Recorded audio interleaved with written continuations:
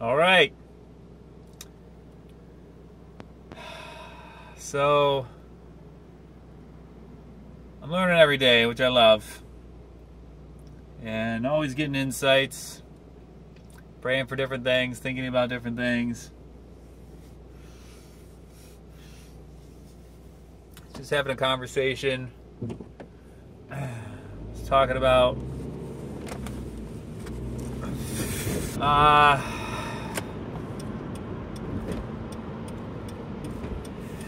kind of chatting with this person about these things, and I felt like they were hearing me. This person is Catholic, trying to suggest, reading the Gospels and how that's helped me, because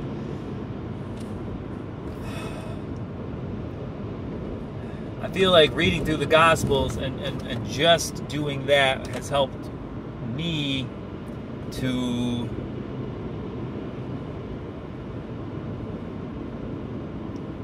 when I do venture out into other parts of the Bible, I have a framework in which to understand the parables, the wisdom of Jesus, the stories, the examples. Without those, I knew the story of Adam and Eve, about the apple. But reading Jesus, reading the Gospels, hearing what Jesus had to say about what God wants, the teachers of the law, the Pharisees, how they're hypocrites, old wineskins, all these things. I feel like all of that helped me interpret that and the commandments and other things that I've read in the Old Testament. Of course, I can't say the opposite now. I can't say, there's no way I could understand those without, but that's how I did it. So that's the only thing I have to share. That's my, I guess you would say that's my testimony. How it's weird. That was one of the first things I picked up. Was I think it was John Ortberg's book, The Life You've Always Wanted, and one of the things he suggested in there was reading a little bit of the Gospels every day. I think it was the Gospels specifically, but even if it was just the Bible, that's the Gospels, focusing on that and what Jesus actually said.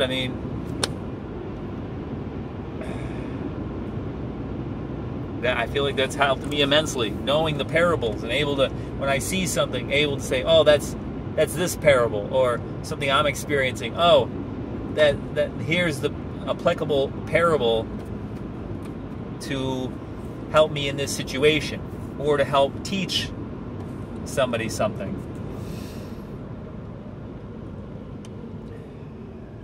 So hopefully I got this. She said she was going to go and start reading the Gospels. So that'd be nice. Plant the seed, I've been, she's a massage client, so I've been massaging her for a long time.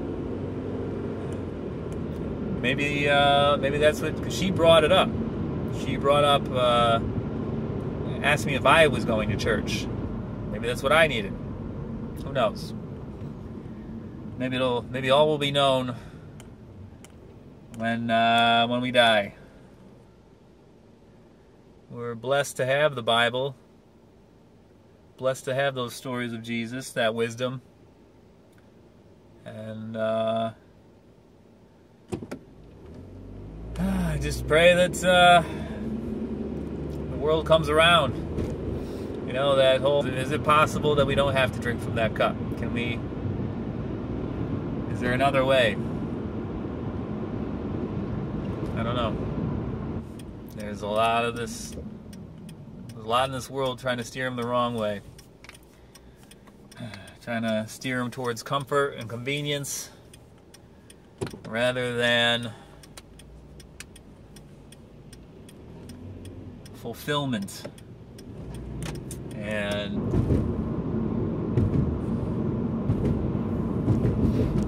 I like helping people. I like planting seeds. I feel like I do it.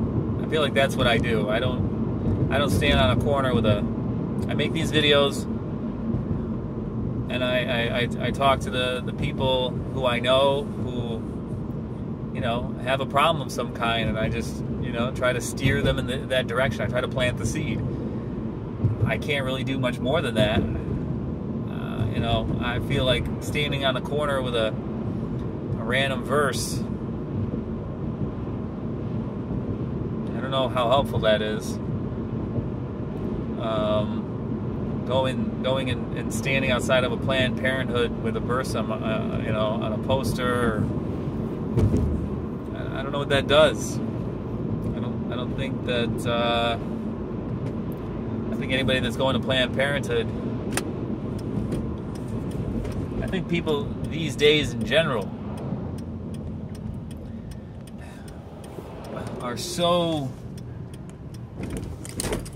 far off, myself included. Just you know, I think if the power went out for a month, even a week, and people had to take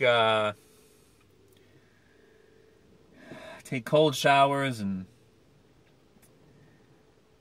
eat their not favorite foods, and had to, you know, live like people lived, you know, not too long ago, you know, hundreds of years ago, not even thousands, just hundreds. I feel like most people would just die. I feel like most people would just commit suicide rather than try to, you know, live like people lived for thousands of years. I don't think people know that they even can do that. And maybe in those, you know, people do in tough times, people do find resources that they didn't know they had. But they, I feel like if given the choice, like, hey, would you rather, you know, live a week or a month even without all this stuff, without your cell phone and TV, and, you know, just have to live in the woods, or even live in primitive housing and eat, you know, just cooked meat with no seasonings? Can you imagine? Cooked plants, no seasonings. I bet there are a lot of people who don't think they could do that. When I talk about dry fasting and going 24 hours without water, or even longer, or even 24 hours without food, I mean, the shock on some people's face, just the, oh my God, what are you doing? Why are you doing that? Just, I don't know. People talk about snowflakes,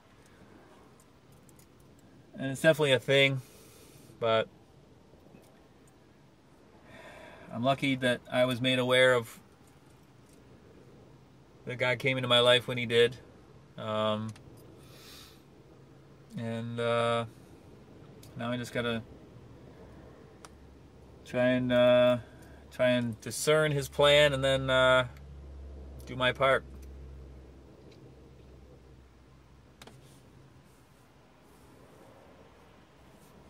So, all right. God bless. I hope this finds you.